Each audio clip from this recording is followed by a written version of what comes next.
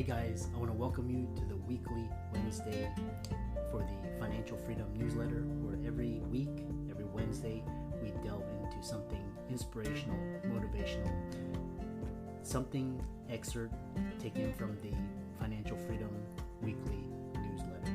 Wherever you are, if you're listening on Spotify, on iTunes, Google, be sure to click the like, subscribe, share, comment. And without ado, let's get into the show. Hey guys, welcome to this week's podcast episode for the Financial Freedom Podcast. I'm your host, Dr. Christopher Liu. I'm always in the marketplace for talent, great ideas, inspiring stories. And today I'm happy to introduce Richard Rosser. He's a filmmaker, he's an author, storyteller. He's been working on hit TV shows such as all that we're familiar with: Grey's Anatomy, Chicago Med, MacGyver, 24. We're going to talk about storytelling, artificial intelligence, ChatGPT, and I'm really excited for this. So, Richard, welcome. Thank you very much, Chris. It's great to be here. Yeah. Tell people, your story, how you got started, and we'll delve right into it. Well, so I'm a storyteller at heart. I learned from the best, my father. He was an amazing raconteur.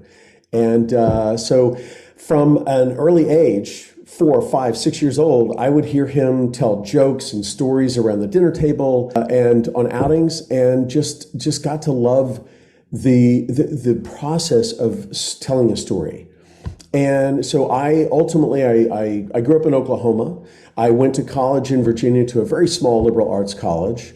And they had one film course. Now, this is a few years back, before the zeitgeist of film production became the thing at colleges. So they had one film course. I took it. And during that course, I made this short animated movie. It was a black and white 3-minute animated movie. And it was claymation about a chess game. And it turned out pretty well. So my professor said, "Hey, you should enter this in some contests." And I did, and it ultimately ended up winning a Student Academy Award, which I sort of went, what? And so that I thought, wow, if they think I have some talent, maybe I should really pursue this. So I got accepted to NYU grad film and moved to New York and went to grad school at NYU in grad film, and then joined the film business. And I moved out to Los Angeles about 15 or 20 years ago, and got in the TV business because I got tired of traveling and being on the road. And I've been in the TV business ever since. And like you said, I've worked on Grey's Anatomy, MacGyver, 24, a show called This Is Us that was popular for the past, 7 years or 6 years. And all those stories that I've worked on those TV shows have helped influence my approach to storytelling. And so originally I was telling stories professionally, and I was working on these TV shows and feature films and commercials. And then I realized that storytelling is really powerful on an everyday basis. And I read a statistic a couple of weeks ago that said the way we communicate, 85% of the way we communicate is through story. And I thought, that can't be. It can't be 85%. And then I thought about it, and it's incredible when you step back objectively and think about how many stories you tell a day, or how you communicate through narrative. It's 80-85%. And so I feel like a story evangelist. I go out and I say, story's the way, right? It's the way we communicate. It's the way we connect with folks. It's the way we create and maintain relationships. And so I've transitioned from my storytelling as a filmmaker and working on TV shows to really helping folks become storytellers, even though they may not consider themselves a storyteller, because storytelling is really at the base of all of our communication. Yeah. I love that. And especially, I think filmmakers, authors, people in the industry really understand the power of storytelling.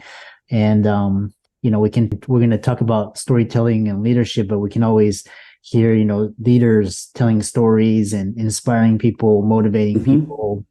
So talk about, storytelling, communication in this digital age, very fickle, very unpredictable, uncertain in leadership. Well, I think one of the most important and powerful facets of storytelling for a leader is the ability to connect with who you're telling the story to. Whether you're telling the story to folks who are working for you or you're telling the story to an audience of potential clients, story has that ability to connect you. And let's step back objectively a second. So a lot of the folks who are listening to this are, have degrees in medicine or are doctors. And so let's talk a second about the brain science behind storytelling. We've been telling stories as human beings for 10,000 some odd years. And so that has created a series of brain activity that actually revolve around storytelling. And there are all sorts of theories and psychological tenets that talk about the science behind story. And one of the main ones is called narrative transport. Now, Chris, have you ever heard of narrative transport? Do you know what that phrase means?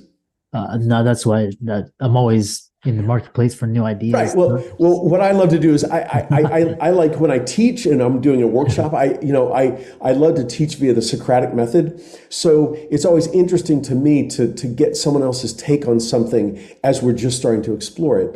But basically, the narrative transport concept is, think about if you read a book, right? Say you're reading the Chronicles of Narnia. And you're reading, and you go through the wardrobe, and you end up in Narnia, and you get sucked into this world. Or Harry Potter. I mean, any book or movie or comic book, you get sucked into this world, and you're reading or you're watching, and you get to the point where everything else just falls away. Right? You're reading this book and you've just gone through the wardrobe and you're in Narnia, your beeper's going off and your pizza is burning and the doorbell's ringing because you've got an Amazon delivery and nothing else matters because you're in Narnia, right? And so that's the concept of narrative transport, is when we get to the point where everything else just falls away. For instance, if I'm speaking with or to an audience, really, right? And I'm talking about concepts of storytelling, and when I have them, it's like being in the zone. If you play sports, or if you're a sports fanatic, it's like being in the zone, right? You get to that point where you and your audience are there. No one's thinking about, oh, I got to check my text. No one's thinking about their drive home. You're not thinking about, oh, I have a meeting later on in the afternoon. Everything just falls away.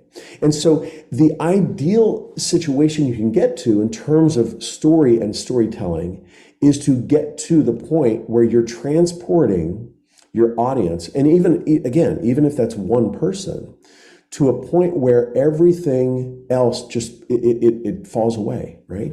And so that is one of the main concepts that I discuss in all my seminars and workshops that I work with students, Chris, in terms of realizing the power of story. And the idea of attaining narrative transport is where it's sort of like if you're meditating and you vacillate between thinking about things, and then you go, wait a second, I'm thinking, I got to stop thinking, and you purge all that, right? And then you get to another point 2 minutes later, and you think, oh my gosh, I'm thinking it again. My brain's going, okay, I'm going to purge, and it's that point at where you reach, okay, I'm not thinking about anything. Well, in storytelling, that's a similar kind of concept, and there are other supporting psychological theories and concepts that support narrative transport. There's neurocoupling, where a speaker can be speaking or a story can be playing, and all of a sudden the viewer becomes one with that situation. So from a leadership standpoint, leaders are trying to harness the power of storytelling, connect with their audience. And again, whether you're trying to sell something, or you're trying to train someone, or you're trying just to connect with someone and give them an experience. I mean, a lot of TV is just purely for entertainment, right? You're trying to connect with the audience and get them to understand your situation and go on this journey with you. Yeah, I love that. And what's interesting is because you're talking about especially with communication, it's all about it's not just the words, but it's the it's the emotions and what you're describing. The other That's so true, Chris. yeah, Absolutely. and that's why films, documentaries are so much more powerful.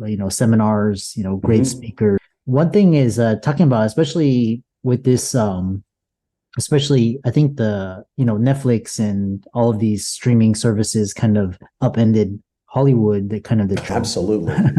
But now we have AI now, which is like that's even exponential upon like compounding. So tell us about AI enhanced storytelling for compelling content. So what Chris is referring to, everyone, is I've created a concept that's called AI enhanced storytelling. Now, what the heck does that mean? AI enhanced storytelling. It sounds very highfalutin and it's very simple. I've been doing school assemblies with students, and I've been doing workshops with corporations and doctors and folks like you who are trying to harness story. And I've been doing those for years. And it's always about story at the service of communication. And back in January, I got asked to come to, I grew up in Oklahoma. And so I got asked to come to a career tech school there. And a career tech school it's sort of like, the old Votech schools where, students learn how to fix air conditioners or auto cars or whatever. But now they're updated, so they're career tech schools. And so they have programs in programming and animation and aeronautics manufacturing. I mean, just crazy, crazy, incredible stuff. And so they said, hey, we want you to come and we want you to do a series on storytelling for all of our students who were here at the tech school. And so as I was doing that, I thought, all right, I'm fairly technically minded, but I really need to take a deep dive. And someone at that point had said, hey, you should check out ChatGPT. It's great for a researcher. It's great for brainstorming. And so I jumped on and I, typed in, okay, I'm going to give a speech or a workshop to a career tech school. What are some things I should keep in mind? And all of a sudden, boom, it generated this response. And I went down a little bit of a rabbit hole, I have to say, Chris. And I realized this tool is incredible for all sorts of layers with regard to storytelling. So as I was gearing up for this workshop, I started researching and organizing and outlining the workshops. And then I even did some content creation for this workshop that I was doing. And it was incredible because I could go in, for instance, Chris, a lot of people who are very technically oriented, right? Programmers or scientists, or they think that they don't need storytelling because it's all about the tech. But those folks are actually the folks that need the storytelling the most. And we won't tell them that, but they do, right? Because ultimately, when you have a very technical concept that you're trying to get across to someone, and they don't understand the jargon or the language that you're using, it can be really difficult, and it can also feel very abstract. And so the best thing to do is take a technical explanation and transform it into an experience. So what I did was I took ChatGPT and I thought, okay, I'm going to be doing this seminar, and I thought I want to do a breakout session. And I was, again, I'm talking to a lot of technically minded folks. And so I created this breakout session where I created a technical description, again, with the help of my favorite research assistant, Chat. And the first one I did was I had it come up with a technical description of Beethoven's Fifth Symphony. And it went something, it was 50 words or less. And it's basically said something like, we're sitting in the concert hall. This concert is a symphony for a large orchestra in 4 parts. The first part, the scherzo, is in A flat minor with repeating motifs. And everyone, I could see in the audience as I'm reading this thing, that everyone's eyes just sort of glaze over, right? And I get to the end, and it says, and there was a round of applause, and I said, okay, hey everyone, I've got an extra ticket to go see this concert. And I didn't say it was Beethoven's Fifth. I said, I've got an extra ticket to go see this concert. Who wants to go with me? Crickets. And I said, why? We're going to go see Beethoven's Fifth. And they said, oh, it's Beethoven's Fifth. I had no idea because of all this technical jargon that was used to describe it in this description. And then I had ChatGPT write another version that was an experiential version. And then, of course, I took it and added my own little bits and pieces here and there. And it started off with, we were seated, and all of a sudden the thunderous beginning came. It bum, bum, bum, bum. And then the motif repeated, bum, bum, bum, bum. And then it went into a very light and airy section. And then we ended up, oh my gosh, the cavernous ending. And then the 2-minute applause, standing ovation. And after reading that, I said, okay, now who wants to go with me? I've got an extra ticket. And every hand in the room went up. And I said, well, okay, what was the difference? And everyone said, well, the first one was just boring. You're talking about A flat minor and scherzo and repeating motif. I didn't even understand what the heck you were talking about. And the second one, I felt like I was sitting there with you in the chair as this whole concert was playing. And even thinking about it now, I get a shiver sort of goes down my spine as I do the bum, bum, bum, bum, right? And because we can all sort of sense and feel what it's like to be in that concert hall. Again, we've got narrative coupling, right? Because, okay, Chris, have you ever been to a concert at a concert hall? Oh, yeah. Of course, right? And so I'm tapping into that shared experience that you and I both have, you as an audience member and me as a speaker. And so ultimately, I was able to use ChatGPT or AI as a tool, and we'll talk about some other facets of it in a second. But I view AI and ChatGPT specifically simply as a tool, just like a mathematician would use a calculator or some sort of a computer program to help them scale their ideas to the point where they can build a rocket ship, SpaceX, and put satellites in space.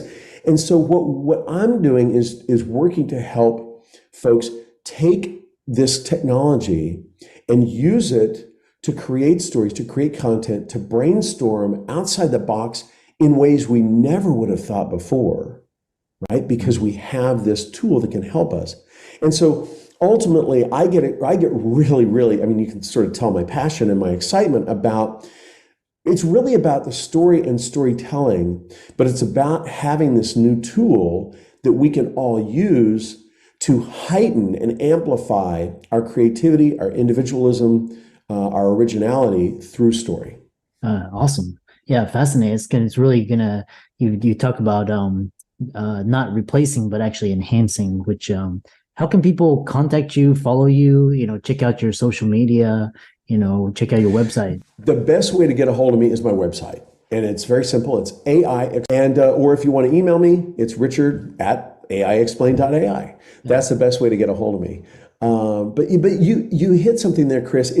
You hit it, which is, this is just a tool that helps us all create better. I deal with a lot of educators, and it's a polarizing topic right now, because a lot of people, all they can think about when they hear AI or ChatGPT specifically, okay, this is going to help my students cheat.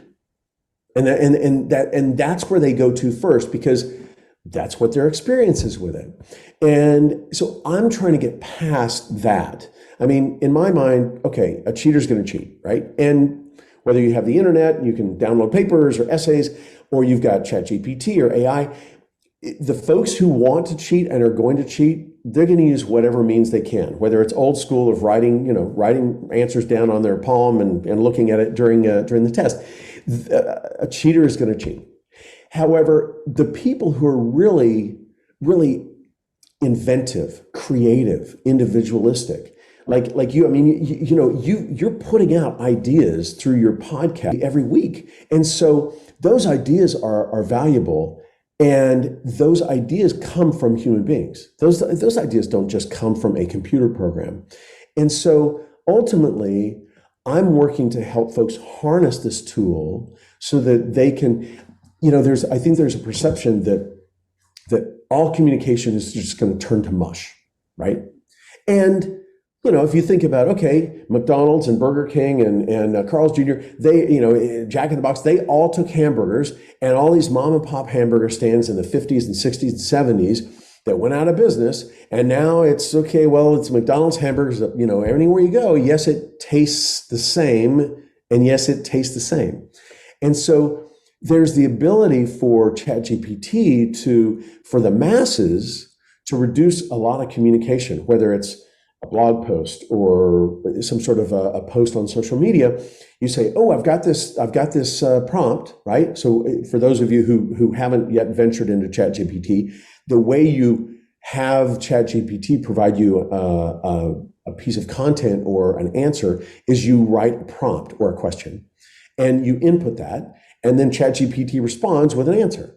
And so if you say, write a blog post or write an email, and you're using the same crummy, crappy prompt that everyone else is using, well, sure, you're going to get the same response that everyone else is getting.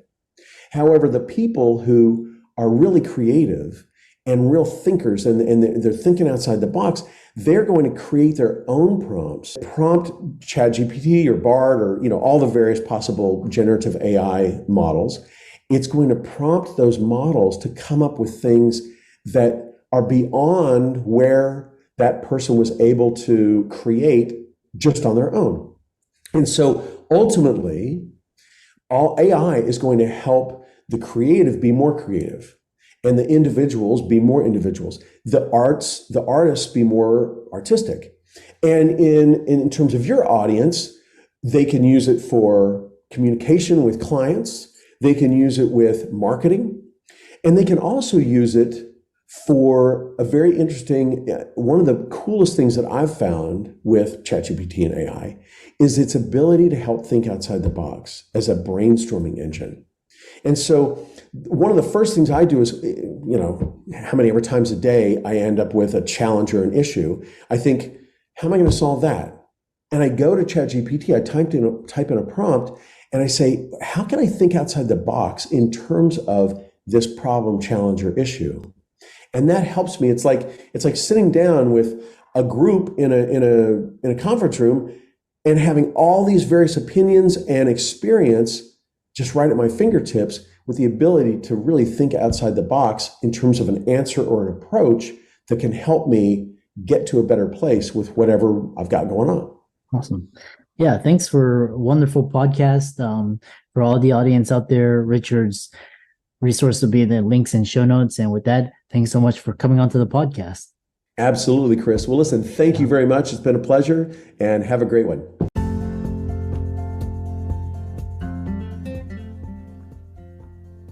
I hope you really enjoyed that wonderful, inspirational, motivational piece. Again, wherever you are listening, if you liked it, be sure to like, comment, share, subscribe.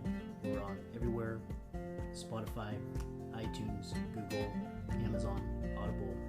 And without much ado, be sure to thank this show's sponsors, and we'll see you next week.